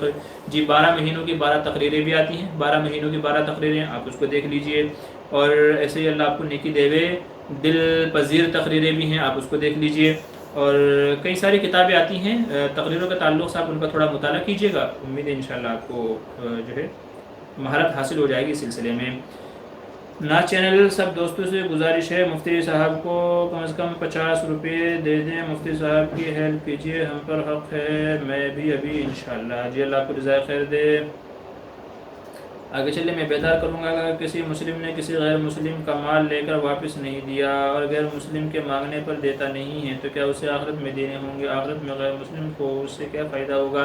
देखिए आखिरत में तो ज़ाहिर है कि गैर मुस्लिम तो वहाँ जाएगा, उसके दो मतलब हो सकते हैं। या तो ये है कि उसकी वजह से उसके अज़ाब में तखफ़ीफ़ कर दी जाए, गैर मुस्लिम को अज़ाब हल्का कर दिया जाए, یا تو اگر نہیں دیتا ہے تو اللہ اس کے بدلے میں غیر مسلم کو کوئی اور فائدہ پہنچا دے، کوئی اور فائدہ پہنچا دے. یہ دو چیزیں ہو سکتی ہیں. باقی دنیا میں نہیں دیا تو بھی گناہ ہے، اور آخرت میں نہیں مطلب آخرت میں تو پھر اس کا حساب ہونا ہی ہونا ہے، اور آخرت میں اس بندے کی سزا زیادہ کر دی جائے گی کہ اس نے کسی کا حق مارا تھا. ٹھیک ہے جی. آگے چلے. کبیر الدین نیپال سے. مفتی صاحب اگر کوئی شخص منت مانی کہ اگر میرا فلاں کام ہو جائے گا تو اتنا رقم صدقہ کروں گا اور کام ہو گیا تو کیا صدقہ کی رقم کسی غریب کی شادی میں استعمال کیا جا سکتا ہے؟ جی ہاں، منت کا پورا کرنا لازم ہے. جب آپ نے منت مانی تھی، آپ کا کام ہو گیا تو وہ رقم غریبوں کو دے دینا ہے آپ کو. اگر کسی کی شادی ہے، وہ غریب ہے، مستحق ہے، تو اس کو بھی دیا جا سکتا ہے، کوئی حرج کی بات نہیں ہے. ناز چینل کا کریں. ہم لوگ علماء کی قدر کرنی چاہیے، ہمارا حق ہے علماء کی خدمت کریں، پیسہ بھیجیے. جی شکریہ، جزاک اللہ بھائی. صاحب عالم سعید کیا کریں. ہمارے یہاں شادی کے موقع پر بچے کی ولادت پر گولا داغتے ہیں، کیا صحیح ہے؟ جی نہیں، یہ سب خرافات ہیں. شادی کے موقع پر بہت سارے پٹاخے پھوڑتے ہیں، گولہ باری اس طرح کی جو چیزیں آپ نے بتائی ہے وہ تو شادی کے موقع پر ہو یا بچے کی پیدائش کے موقع پر ہو، دونوں ہی صورتوں میں غلط ہے. نمبر ایک تو وجہ اس کی یہ ہے کہ یہ پٹاخے پھوڑنے میں، گولہ باری لانے میں، اس میں پیسہ خرچہ ہوتا ہے جو کہ فضول خرچی ہے، تو یہ اسراف فضول خرچی کے اندر آئے گا. نمبر دو، اس کی آواز سن کر کے جو ہارٹ کے پیشنٹ ہیں ان کو تکلیف ہوتی ہے. میں نے یہ کچھ چیزیں دیکھی ہیں اپنی آنکھوں سے. تو لوگ پٹاخے پھوڑتے ہیں، رات میں پھوڑتے ہیں، دن میں پھوڑتے ہیں. بہت سارے لوگ بیچارے ایسے ہوتے ہیں جو اچانک سو رہے ہوتے ہیں، ہڑبڑا کے اٹھ جاتے ہیں. بہت سارے لوگ جو دل کے مریض ہیں، کبھی کبھی ان کو ہارٹ اٹیک آ جاتا ہے، آپ کی خوشی کی وجہ سے کوئی غم میں تبدیل ہو جاتا ہے. آپ کے یہاں خوشی ہے لیکن کسی کے گھر میں صف ماتم بچ جاتی ہے. تو لوگ جو ہارٹ کے پیشنٹ ہیں ان کو تکلیف ہو جاتی ہے، بچے رونے لگ جاتے ہیں اس کی وجہ سے. تیسرا اس کا نقصان یہ ہے کہ ہوا میں پولوشن پھیلتا ہے، گندگی پھیلنے لگتی ہے، کیونکہ اس کا جو مادہ ہے وہ نکلتا ہے، اس میں سے جو بھی اس کے اندر جو بھی میٹیریل ہوتا ہے وہ جب نکلتا ہے تو ہوا میں گرد و غبار، فضا گرد آلود ہو جاتی ہے. اور کبھی کبھی ایسا ہوتا ہے. چوتھا نقصان یہ ہے کہ وہ چنگاری جو آپ نے پٹاخہ پھوڑا ہے وہ کسی کے گھر میں گر گئی، کسی کے کپڑے پہ گر گئی، کسی اور ایسی چیز پہ گر گئی جس نے آگ پکڑ لی تو پورا گھر جل جائے گا. تو آپ کی تو خوشی ہو گئی لیکن کسی کے یہاں ماتم ہو جائے گا. تو یہ 4 بڑے بڑے نقصانات ہیں شادی بیاہ کے موقع پر پٹاخے پھوڑنے کا اور ایسے ہی گولہ باری کرنے کا. اللہ سے دعا ہے کہ اللہ ہم سب کو یہ باتیں سمجھنے کی توفیق دے. جو یہ خرافات ہمارے اندر پھیلی ہوئی ہیں، اللہ ان سب سے ہماری حفاظت فرمائے. کیا وہ 6 سنت جمعے کے فرض کے بعد والی سبھی سنت موقدہ ہیں؟ جی 6 کی 6 سنت موقدہ ہیں. 4 بھی سنت موقدہ ہیں، 2 بھی سنت موقدہ ہیں. جب ایک آدمی سے اللہ تعالیٰ نے قیامت تک ناراض ہونے کا فیصلہ کر لیا ہے، پھر نیک عمل کرنے ہے، کیا فائدہ؟ ایسا نہیں ہے. وہ ناراض، اگر اللہ ناراض بھی ہیں، لیکن یہ ناراضگی اگر ہے بھی تو قیامت میں تو اعمال کی جو ہے اعتبار سے فیصلہ ہوگا نا. اچھے عمل کیے ہوں گے کیونکہ مالک یوم الدین کہا گیا. اگر نیکیاں زیادہ ہوں گی تو نیکیوں کے اعتبار سے فیصلہ ہوگا، برائیاں زیادہ ہوں گی تو برائیوں کے اعتبار سے فیصلہ ہوگا. تو اس لیے یوں کہنا اللہ ناراض ہے. بھائی ناراض تو ماں باپ بھی ہوتے ہیں، لیکن کیا گھر سے نکال دیتے ہیں اس کو؟ کیا کھانا نہیں دیتے اس کو؟ کیا دیکھ بھال نہیں کرتے اس کی؟ ٹھیک ہے، کیا اس کا اپنا راشن کارڈ میں سے نکال دیتے ہیں نا؟ ایسا نہیں ہوتا نا. ناراض ہوتے ہیں، ناراض بھی اسی لیے ہوتے ہیں کہ بندہ سدھر جائے. تو اگر کوئی بجائے سدھرنے کا الٹا بگڑ جائے تو یہ تو اس کی بے وقوفی ہوگی، اس کی کم عقلی ہوگی. سمجھ گئے نا. آگے چلیے. ناز چینل حضرت اللہ آپ کو کسی کا محتاج نہ بنائے. جی شکریہ، جزاک اللہ. اللہ آپ کے گھر والوں کی حفاظت فرمائے. آمین ثم آمین. اللہ آپ کے اولاد کو سالو نیک بنائے. جی شکریہ، جزاک اللہ. رب لا تذرنی فردا وانت خیر الوارثین. جی شکریہ. ناز مفتی صاحب شکریہ سوالوں کا جواب دینے کے لیے. اچھا جی ٹھیک ہے جی. ایم ڈی شمشیر السلام علیکم. جی وعلیکم السلام. محمد کبیر الدین مفتی صاحب اگر کوئی شخص منت مانی کہ اگر میری طبیعت ٹھیک ہو گئی تو جان کا صدقہ ادا کروں گا، تو کیا صدقہ کسی جانور کے ذریعے سے ادا کرنا پڑے گا یا رقم ادا کرنا پڑے گا؟ دونوں طریقے سے ادا کیا جا سکتا ہے. آپ نے منت مانی تھی تو آپ رقم بھی دے سکتے ہیں، اور بکرا دے دیا، بھینس دے دی یا کچھ اور دے دیا تو اس طریقے سے بھی ادا کیا جا سکتا ہے، کوئی حرج کی بات نہیں ہے. ایم ڈی شمسی گئے. مفتی صاحب مسجد کے پرانے مسلح کا جو پھٹ گیا استعمال کے لائق نہیں، اس کا کیا کرنا چاہیے؟ جی دیکھ لو، اس کو اگر کہیں نیچے بچھانے کے استعمال میں آ سکتا ہے، مسجد کا کوئی پردہ بنانے میں استعمال آ سکتا ہے، یا مسجد کی کسی اور ضرورت میں اگر استعمال ہو سکتا ہے تو بہت اچھی بات ہے. اگر استعمال میں نہیں آتا ہے تو پھر اس کو کسی جگہ دفن کر دینا چاہیے، گڈھا وغیرہ کھود کر کے. ایسے ہی پھینک دینا درست نہیں ہے، مناسب نہیں ہے، بلکہ کسی محترم جگہ اور احترام والی جگہ اس کو دفن کر دینا چاہیے، گڈھا وغیرہ کھود کر کے. رہنمائی امت السلام علیکم. جی وعلیکم السلام. مفتی صاحب بلڈ ڈونیشن کیمپ میں بلڈ دینا کیسا ہے؟ جی اس کی گنجائش دی ہے علماء نے، اور بلڈ کے اوپر یہ میں نے ویڈیو بھی ایک اپلوڈ کی ہوئی ہے تفصیل سے کہ خون کا عطیہ دینا کیسا ہے، تو آپ وہاں جا کر کے سرچ کر سکتے ہیں. تو بہرحال علماء نے بلڈ ڈونیٹ کرنے کی اجازت دی ہے، چونکہ کبھی کبھی ہمیں بھی ضرورت پڑ جاتی ہے. بلکہ بلڈ جو کیمپین لگاتے ہیں انہوں نے یہ ایک اپنا رول بنایا ہوا ہے کہ بھائی اگر کسی بندے نے کبھی بلڈ ڈونیٹ کیا تھا تو ضرورت کے موقع پر ہم اس کو دیں گے، نہیں تو ہم بھی اس کو نہیں دیں گے۔ جب اس نے ہماری مدد نہیں کی تو ہم بھی اس کی مدد نہیں کریں گے۔ نیز کیا ہے کہ خون نکالا 2 دن میں 4 دن میں واپس بن جاتا ہے وہ، ٹھیک ہے، آپ 2-4 سیب کھا لیں، 2-4 انار کھا لیں تو وہ بن جائے گا۔ تو اس لیے بلڈ ڈونیٹ کرنے کی علماء نے اجازت دی ہے تو دیا جا سکتا ہے، لیکن اگر کہیں آپ کو پتا ہو کہ فلاں جگہ وہ لوگ ہم سے لے کر کے بیچتے ہیں، آگے بیچتے ہیں پیسے دے کر کے، تو پھر ایسی جگہ نہیں دینا چاہیے، ٹھیک ہے۔ جو فی سبیل اللہ خدمت کرتے ہیں وہاں دیا جا سکتا ہے۔ اچھا، سید عمر حنیف کہتے ہیں برائے کرم نمبر دیجیے نا، مومن کا قلعہ کتاب منگوانی ہے، بہت ڈھونڈنے پہ لیکن مل نہیں رہا ہے۔ بھائی آپ ایک کام کیجیے، آپ مجھ سے ویڈیو میں جو لیٹسٹ ابھی کی ویڈیو ہوگی نا اس میں کمنٹ کر دیجیے، میں انشاءاللہ کمنٹ میں آپ کو نمبر دے دوں گا۔ کمنٹ کر دیجیے گا آپ لیٹسٹ ویڈیو میں پروگرام کے بعد میں، ٹھیک ہے، تو میں آپ کو نمبر دے دوں گا۔ مومن مجاہد کہہ رہے ہیں السلام علیکم محترم مفتی صاحب، اچانک راستے میں کوئی چیز یا رقم مل جائے تو لینا چاہیے یا نہیں، اگر لے لے تو کیا کرے؟ دیکھیے، اگر آپ کو یہ لگتا ہے کہ بھائی میں اٹھا لوں گا، میرے پاس محفوظ رہے گی، کوئی اور اگر آئے گا اس کو اٹھائے گا تو اپنے پاس رکھ لے گا، مستحق تک نہیں پہنچائے گا، اگر آپ کو ایسا لگتا ہے تو پھر آپ کو رقم اٹھا لینی چاہیے اور ارد گرد میں آس پاس میں اس کا اعلان کرنا چاہیے، لوگوں کو بتانا چاہیے بھائی فلاں جگہ سے مجھے کچھ رقم ملی ہے جس کی وہ آ کر کے لے لیں۔ علماء فرماتے ہیں کہ کم سے کم 1 سال تک اعلان کیا جائے تاکہ جو بندہ جس کی گری ہو وہ ڈھونڈتا ہوا آ جائے، اگر وہ آ گیا تو اس کو دے دیں، اپنے پاس محفوظ رکھے 1 سال تک کے، اور اگر 1 سال تک نہیں آیا تو پھر وہ غریبوں میں صدقہ کر دیں، چھوٹی رقم ہو یا بڑی رقم ہو، ٹھیک ہے، اور اگر خود مستحق کے زکوٰۃ ہو تو خود بھی استعمال کر سکتا ہے۔ چینل کیا کرے، لاسٹ پر معافی چاہتا ہوں اگر بولنے میں غلطی ہوئی ہو، جی معاف فرمائیے، جی ٹھیک ہے بھائی، کوئی بات نہیں ہے۔ مومن مجاہد، ہمیں بھی مومن کا قلعہ چاہیے بھائی، آپ لوگ جو ہے نا اپنا مجھ سے بعد میں رابطہ کر لیجیے انشاءاللہ، میں آپ کا ایڈریس وغیرہ لے کر کے مولانا کو دے دوں گا، وہ آپ کے وہاں تک پہنچا دیں گے انشاءاللہ۔ محمد کبیر الدین کا لفظ لقطہ سامان مدرسے میں لا کر دیتا ہے تو اس لقطے کو استعمال کیا جا سکتا ہے؟ جی ہاں، مدرسے میں اگر غریب مستحق بچے ہیں تو لقطہ ان تک بھی لا کر کے دیا جا سکتا ہے، ان کے لیے بھی استعمال جائز ہے۔ عبدالصمد کہہ رہے ہیں موکلات کیا ہوتے ہیں؟ موکلات موکل کا مطلب یہ ہے کسی بندے کو اللہ تعالیٰ جنات پر اختیار دے دیتے ہیں، کسی کے قبضے میں جن آ جاتے ہیں، بعض اس طرح کے عملیات ہیں کہ جن سے جنات اپنے تابع ہو جاتے ہیں، ٹھیک ہے، تسخیر جنات جسے کہا جاتا ہے، تو جنات کو مسخر کرنے کا، تسخیر کرنے کا، اپنے تابع کرنے کے بعض عملیات ہیں، تو اگر وہ عملیات کر لیے جائیں تو جنات اپنے تابع ہو جاتے ہیں، اسی کو کہا جاتا ہے کہ اس بندے کے پاس موکل ہیں، اس کے پاس کیا ہے؟ موکل ہیں۔ لیکن اللہ گواہ ہے کہ مجھے آج تک ایک بندہ ایسا نہیں ملا ہے، اور میں یوں کہا کرتا ہوں کہ یار اگر اس کے پاس موکل ہیں تو سب سے پہلے تو اس کو اپنے مسئلے حل کروانے چاہیے، لیکن ہوتا یہ ہے کہ لوگ اس کے پاس تعویذ لینے جاتے ہیں، وہ الٹا انہی سے 100-200 روپے لیتا ہے، تو بھائی تمہارا گھر لوگوں کے دیے ہوئے پیسوں پہ چل رہا ہے اور تم کہتے ہو تمہارے پاس موکل ہے، تو تم موکل کو بول دو بھائی مجھے اتنے رقم چاہیے، تو وہ رقم لا کے حاضر کر دیں گے، سونا چاہیے سونا لا کے حاضر کر دیں گے۔ اور میں تو کہتا ہوں کہ یار اگر کسی کے پاس موکل ہے تو بھائی دیش کی بہت بری حالت ہے، باقی آپ سمجھ گئے ہوں گے، تو ذرا اس سلسلے میں بھی قدم اٹھائیں تاکہ دیش کو نجات ملے۔ کہاوت ہے نا، خسکم جہاں پاک، خسکم جہاں پاک، تو یار اگر کسی کے پاس ہے تو برائے کرم یہ رہبری کر لیں، اگر کسی کو لاکھوں روپے چاہیے تو امت میں سے لوگ لاکھوں روپے دینے کے لیے وہ اس مصیبت سے چھٹکارا حاصل کرنے کے لیے تیار ہیں، ٹھیک ہے۔ تو وکیل مجھے تو نہیں لگتا کسی کے پاس ہوں گے، اور آج تک مجھے کوئی ایسا بندہ ملا بھی نہیں، دعوے دار تو بہت ملے لیکن ان کے خود کے مسئلے ایسے تھے کہ یار دوسروں کے دینے پہ ان کا گھر چل رہا تھا، اور تم کہتے ہو کہ موکلات ہمارے قبضے میں ہیں۔ تو لوگ کا اصل میں یہ ہے کہ وہ بس اس ذریعے سے اپنا پیٹ وغیرہ پالتے ہیں، ہوگا کوئی ایسا بھی، واللہ عالم، میں سب کو تو نہیں کہتا، لیکن مجھے تو آج تک کوئی ایسا ملا نہیں ہے۔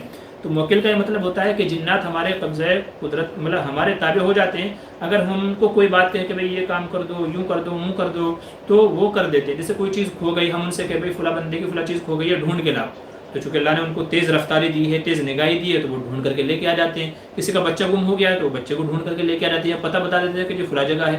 تو یہ ہوتے ہیں ان کے فائدے جن کے پاس موکل وغیرہ ہوتے ہیں، لیکن بس کیا کہوں، آج کل تو زیادہ لوگ ان چکروں میں جو ہے اپنا پیٹ پال رہے ہیں۔ ایم ایس حسین، بلڈ کو بیچنا کیسا ہے؟ بلڈ بینک کو میں نے سنا ہے ایسا لوگ کرتے ہیں، جی نہیں، جائز نہیں ہے، بلڈ بینک کو بھی بیچنا جائز نہیں ہے، اور جو بینک آگے لوگوں کو بیچتا ہے ایسے میں بھی جا کے اپنا خون دینا جائز نہیں ہے۔ تو بلڈ بیچنا جائز نہیں ہے تو فی سبیل اللہ خدمت کرنی چاہیے۔ تو کیا ان مسلح کو جلا سکتے ہیں؟ امر شمشیر کا سوال ہے، بھائی جلانا بہتر نہیں ہے، لیکن اگر اس کے علاوہ کوئی چارہ نہیں ہے تو پھر جلایا بھی جا سکتا ہے۔ آگے چلے، ایم ایس حسین کہہ رہے ہیں کیا نماز کے لیے سامنے کچھ رکھنا ضروری ہے، جیسے اوپن گراؤنڈ میں کوئی پڑھ رہا ہو؟ جی اگر اوپن گراؤنڈ میں کوئی پڑھ رہا ہے تو پھر بہتر ہے کہ سامنے کوئی چیز رکھ لے تاکہ وہ سترے کے قائم مقام ہو جائے اور گزرنے والے کو دقت نہ ہو، تو اگر اوپن گراؤنڈ میں ہے تو کر لینا چاہیے۔ نیاز محمد کہہ رہے ہیں جی حضرت ہم فجر کی نماز کے بعد مسائل نماز کی تعلیم کرتے ہیں تو کیا صحیح ہے؟ ہم امامت کرتے ہیں اور ہم حافظ ہیں تو کیا ہمارے لیے اجازت ہے؟ جی جو کتاب میں جو مسئلہ لکھا ہوا ہے تو آپ وہ بیان کر سکتے ہیں، نقل کر سکتے ہیں، کو آپ کے لیے اجازت ہے، لیکن اپنی طرف سے کسی مسئلے کی تشریح نہ کریں کہ اس کا مطلب یوں ہے یوں ہے. بس جتنا مسئلہ لکھا ہوا ہے مسئلہ پڑھ کر کے سنا دیں، بس اس سے زیادہ اپنی طرف سے کچھ نہ کریں، تو آپ کو پڑھنے کی اجازت ہے. مومن مجاہد ہمارا بیٹا محمد حسان آپ کو سلام عرض کر رہا ہے، اس کے لیے دعا فرمائیں. جی علیہ وعلیکم السلام. اللہ آپ کے بچے کو نیک عالم بعمل بنائے، دیندار بنائے، ماں باپ کا اطاعت گزار بنائے، اللہ اس کی عمر میں برکت عطا فرمائے. شکریہ ایم ایس حسین. بلال خان بارک اللہ فی فقہ کا و اجتہادی کا، جی بہت بہت شکریہ. آمین ویاکم. آپ کی دعاؤں کا بہت بہت شکریہ، آپ دعاؤں میں یاد رکھتے ہیں، بس ایسے ہی نیک دعاؤں میں یاد رکھیے. عبد الرحمن السلام علیکم. عورتوں کا جاب کرنا کیسا ہے؟ کیا ان کے ایئرنگس کو گھر کے کام لگایا جا سکتا ہے؟ لڑکیوں کا جاب کرنے کی کس سچویشن میں جائز ہے؟ جی میں نے حال ہی میں تقریباً 2 سے 3 ویڈیو میری اپلوڈ ہیں اس سلسلے میں کہ لڑکیوں کا جاب کرنا کیسا ہے، تو برائے کرم آپ وہاں دیکھ لیجیے گا، وہاں آپ کو انشاءاللہ ساری تفصیل مل جائے گی اور شرائط بھی مل جائیں گی کہ کس شکل میں اجازت ہے. ابھی حال ہی میں 2 دن پہلے بھی میں نے ایک ویڈیو اپلوڈ کی تھی، آپ چینل میں جائیے، آپ کو انشاءاللہ نئی اپڈیٹس میں آپ کو مل جائے گی. ایم ایس حسین مفتی صاحب دعا کر دیں میرے لیے، اللہ آپ کی تمام پریشانیوں کو دور فرمائے، اللہ آپ کی نیک خواہشات کو پورا فرمائے، اللہ آپ کو حلال روزی عطا فرمائے، روحانی جسمانی تمام بیماریوں سے آپ کی حفاظت فرمائے، ہر قسم کے شرور و فتن سے اللہ آپ کی حفاظت فرمائے.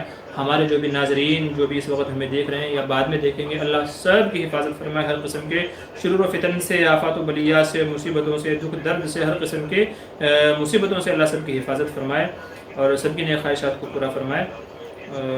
میں بیدار کروں گا. کہہ رہے ہیں کیا آپ صلی اللہ علیہ وسلم کا سایہ پرچھائی نہیں تھی؟ بھئی ایسا تو نہیں ہے، یہ اگرچہ مختلف مسئلہ ہے، بعض لوگ کہتے ہیں کہ جی تھی، بعض کہتے ہیں کہ نہیں تھی. صحیح بات راجح قول جو جمہور امت کے نزدیک ہے، اکثر علماء جس کے اوپر متفق ہیں، وہ یہ ہے کہ حضور صلی اللہ علیہ وسلم کا سایہ تھا، اور آپ کا سایہ ہونا یہ کوئی عیب کی بات نہیں ہے. لوگ اس کو عیب شمار کرتے ہیں، تو یہ بھئی یہ عیب کی بات نہیں ہے، بلکہ یہ تو کمال انسان ہونے کی دلیل ہے. تو آپ کا سایہ تھا. بعض روایتیں ایسی ہیں فی الحال میرے ذہن میں نہیں ہیں، لیکن انشاءاللہ اگر کوئی مانگے گا تو میں بعد میں روایتوں سے حدیث سے ثابت کر دوں گا. روایتیں ہیں جن سے پتہ چلتا ہے کہ حضور صلی اللہ علیہ وسلم ایک موقع پر گھر میں تشریف لائے تو آپ کا سایہ پڑ رہا تھا. تو سایہ تھا. بعض لوگ کہتے ہیں جو گنبد خضرا کا بھی سایہ نہیں ہے، تو وہ بھی جھوٹ ہے. لوگوں نے ہم کو فوٹو بھیجے ہیں وہاں سے جن میں سایہ اس کا برابر دکھ رہا ہے. تو کسی شاعر نے بھی اپنے نعتوں کے اندر استعمال کیا ہے کہ سایہ نہیں ہے آج بھی گنبد خضرا کا، اس طرح کے الفاظ ہیں. تو بھائی گنبد خضرا کا بھی سایہ ہے، آپ وہاں جا کر کے خود دیکھ سکتے ہیں دوپہر میں، ٹھیک ہے، جب سورج ڈھلے گا تب. اور حضور کا بھی سایہ تھا. احادیث اس کے اوپر دلیلیں ملتی ہیں، اور یہ کوئی عیب کی بات نہیں ہے، ٹھیک ہے، نقص کی بات نہیں ہے. یہ رہنمائی امت میوچول فنڈ میں پیسہ لگانا کیسے؟ دیکھیں میوچول فنڈ میں آپ دیکھیں میوچول فنڈ کے اندر بہت ساری کیٹیگری ہیں، بہت ساری ہیں. تو آپ جس خاص اس کے اندر لگا رہے ہیں، اگر وہ حلال کاروبار ہے، حلال ان لوگوں کی آمدنی ہے، نفع نقصان دونوں میں شرکت ہے، اور وہ آپ کا جو نفع ہے آپ کے فیصد کے اعتبار سے آپ کو دیتے ہیں، حساب لگا کر کے، ایسے نہیں کہ بس اندازے سے دے دیا، ایسا نہیں ہے. تو اگر جو شرکت کی جو شرطیں علماء نے بیان کی ہیں، تو اگر وہ پائی جا رہی ہیں تو میوچول فنڈ میں بھی آپ لگا سکتے ہیں، ٹھیک ہے. تو آپ ان کے ٹرم اینڈ کنڈیشن پڑھ لیجئے کہ ٹرم اینڈ کنڈیشن کیا ہے. یا تو پھر یہ ہے کہ آپ مجھے بھیجیے، چونکہ میرا اب تک تو واسطہ نہیں پڑا ہے، میں اس طرح کے جھنجھٹوں میں پڑتا بھی نہیں ہوں. تو یا تو یہ ہے کہ ان کی جو ٹرم اینڈ کنڈیشن ہے، رول ریگولیشن ہے، وہ آپ مجھے بھیجیے، ہم پڑھیں گے. یا تو آپ خود تحقیق کر لیجیے بھائی ان کے ٹرم اینڈ کنڈیشن کیا ہے. تو اگر وہ شرعی اصولوں اور ضابطوں کے مطابق ہیں تو میوچول فنڈ میں آپ لگا سکتے ہیں، اور اگر نہیں ہے، کہیں بھی شک ہے، تو پھر اس کو چھوڑ دیجئے، کوئی دوسرا حلال ذریعہ اختیار کیجئے گا. ایم ایس حسین انٹرسٹ کا پیسہ ویسے تو غریبوں کا بنا ثواب دینا چاہیے، لیکن کوئی اسے ٹوائلٹ بنانے میں یا گورنمنٹ کو فائن دینے میں یوز کر سکتے ہیں کیا؟ دیکھیں گورنمنٹ کا جو فائن ایسا ہے جو ناجائز آپ کے اوپر لگایا گیا ہے، ٹھیک ہے، یعنی لگانا نہیں چاہیے تھا لیکن زبردستی آپ کے اوپر لگایا گیا ہے، گورنمنٹ کی طرف سے لگایا گیا ہے، اور آپ کو پتا ہے کہ یہ پیسہ گورنمنٹ کے پاس ہی جائے گا، بیچ میں پولیس والے خود نہیں کھائیں گے اس کو، ٹھیک ہے. تو آپ کو پتا ہے گورنمنٹ کے پاس ہی جائے گا، اور ناجائز آپ کے اوپر لگایا گیا ہے تو دیا جا سکتا ہے، نہیں تو نہیں دیا جا سکتا، اور نہ ہی وہ ٹوائلٹ وغیرہ میں لگایا جا سکتا ہے. غریبوں کو دے دینا چاہیے بلا نیت ثواب. بلال خان تقبل اللہ هذا المجلس تقبلا، جی بہت بہت شکریہ، اللہ قبول فرمائے اور آپ کی دعاؤں کو قبول فرمائے. جی چلیے ہمارا پروگرام ہو گیا ہے. میں نے اکثر حضرات کے سوالوں کے جواب دے دیے ہیں. اگر کسی بھائی کے سوال کا جواب نہیں دے پایا ہوں تو معذرت چاہتا ہوں. وہ یا تو لیٹسٹ ویڈیو جو ہماری اپلوڈ ہوتی ہے اس کے کمنٹ میں کر دیجئے، چونکہ وہ کمنٹ جلدی آ جاتا ہے، اس کا رپلائی دینے میں آسانی ہوتی ہے. تو انشاءاللہ پھر اگلے ہفتے جمعرات کے دن جو ہمارا پروگرام ہوتا ہے، میں پھر سے عرض کر دوں، ہمارا یوٹیوب چینل ہے مفتی بدر موٹیویشنل اسپیکر، جس پہ ہماری شارٹس ویڈیو اقوال زرعی اپلوڈ کی جاتی ہیں، اور جمعرات کے دن لائیو سوال جواب پروگرام ہوتا ہے. ڈسکرپشن میں لنک ہے، آپ سے گزارش ہے کہ اس کو سبسکرائب کر لیجئے. ٹھیک ہے، تو میں انشاءاللہ پھر جمعرات کے پروگرام میں جواب دے دوں گا، یا تو پھر اگلا اتوار کا جو پروگرام ہوگا اس میں آپ کو جواب دے دوں گا. یہ آخری سوال ہے. کیا کہہ رہے ہیں، میرا بھائی اسکول چلاتا ہے اور بہت بچے ایسے ہیں جو پہلے آتے تھے اب نہیں آتے ہیں، تو ان بچوں کا آدھار کارڈ لے کر آن لائن کرتے جسے سرکار پیسہ دیتی، تو کیا روپے جائز ہے؟ جی نہیں، جائز نہیں ہے. سرکار پیسہ دیتی ہے بچوں کے لیے، تو جب بچے نہیں آ رہے ہیں اگر آپ ان کے نام سے لیتے ہیں تو پھر یہ فراڈ ہو جائے گا، یہ دھوکہ ہو جائے گا، اور دھوکہ دینے سے حدیث میں منع کیا گیا ہے. بلکہ منافق کی علامت بیان کی گئی ہے کہ منافق بندہ دھوکہ دیتا ہے. تو یہ دھوکے کی شکل ہے. جو آتے ہیں، جتنے آتے ہیں آپ ان کے نام سے لے سکتے ہیں، لیکن جو نہیں آتا اس کا بھی اگر لیں گے تو یہ دھوکہ ہو جائے گا، جو کہ جائز نہیں ہے. ایم ایس حسین کہہ رہے ہیں جیسے الیکٹرک بل کا فائن، کیا کہہ رہے ہیں، ہولڈنگ ٹیسٹ کا فائن وغیرہ. جی نہیں، ان میں آپ نہیں دے سکتے، چونکہ بجلی کا فائن آپ کی غلطی کی وجہ سے آپ کے اوپر لگا ہے. ایسے ہی ٹیکس وغیرہ آپ نے نہیں بھرا ہے تو یہ آپ کی غلطی کی وجہ سے آپ کے اوپر لگا ہے، یہ جبرن نہیں ہے. آپ کو وقت پہ بھرنا چاہیے تھا، آپ نے نہیں بھرا ہے، اس کی وجہ سے آپ کے اوپر فائن لگا ہے، تو ان میں آپ نہیں دے سکتے ہیں. ٹھیک ہے، چونکہ غلطی آپ کی ہے، جہاں غلطی آپ کی نہیں ہوگی پھر وہاں دیا جا سکتا ہے. تو چلیے 1 گھنٹہ 10 منٹ کے ہمارے یہ پروگرام ہو گیا ہے. جی مفتی کیا یہ ہارون بھائی ہیں، والد صاحب بھی ٹھیک ہیں؟ جی اللہ آپ کے والد صاحب کی طبیعت کو اچھا رکھے، جزاک اللہ عطا فرمائے. بس چلیے مجھے اجازت دیجیے، انشاءاللہ پھر ملاقات ہوگی اگلے ہفتے اتوار کے دن یا پھر جمعرات کے دن. تب تک کے لیے خدا حافظ، السلام علیکم. سب ایک دوسرے کے حق میں دعائے خیر کرتے رہیں، اللہ سب کو خوش رکھے، آباد رکھے، اور ایسے ہی ہنستا کھیلتا رکھے، اور شریعت کے مطابق ہماری زندگیوں کو گزارنے کی، سنتوں کے مطابق چلنے کے توفیق نصیب فرمائے. چلیے بس سب سے کسی نے کہا تھا نصیحت کر دیجیے، تو بھائی نصیحت بس یہی ہے کہ اپنی زندگیوں کو سنت کے مطابق چلیں اور اپنے اخلاق کے اندر بلندی پیدا کریں، ملن ساری خوش مزاجی، اور اپنے اندر اخلاق ایسا پیدا کریں کہ غیر دیکھ کر کے آپ سے قریب ہونے کی کوشش کریں، اور اسلام کو سیکھنے کی کوشش کریں. اپنے اندر ایسے اخلاق پیدا کیجیے، انشاءاللہ اسلام بھی پھیلے گا، مسلمان بھی پھیلیں گے، لوگوں میں پھیلی غلط فہمیاں بھی ختم ہوگی انشاءاللہ. تو چلیے اجازت دیجیے، تب تک کے لیے خدا حافظ، السلام علیکم ورحمۃ اللہ وبرکاتہ.